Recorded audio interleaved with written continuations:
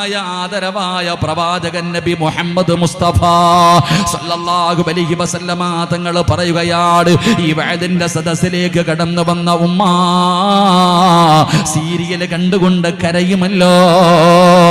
പ്രായം ചെന്ന ഉമ്മമാര് സീരിയൽ കണ്ടിട്ട് കരയുകയാണ്.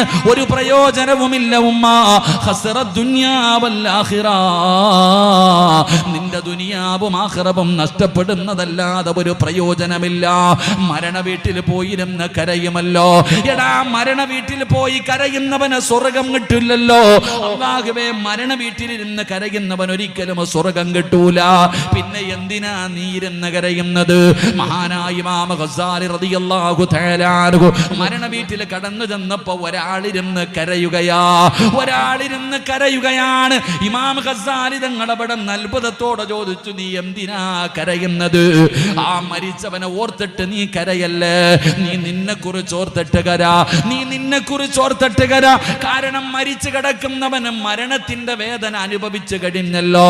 കുല്ലു നഫ്സിൻ ദായിഖത്തുൽ മൗത്ത്, മരണത്തിനൊരു രുചിയുണ്ടെന്ന് അല്ലാഹു പറഞ്ഞിട്ടുണ്ടല്ലോ. ആ മരണം കഴിഞ്ഞിട്ട് കിടക്കുന്നവനാണ്, ആ കടമ്പ കഴിഞ്ഞിട്ട് കിടക്കുന്നവനാണ്.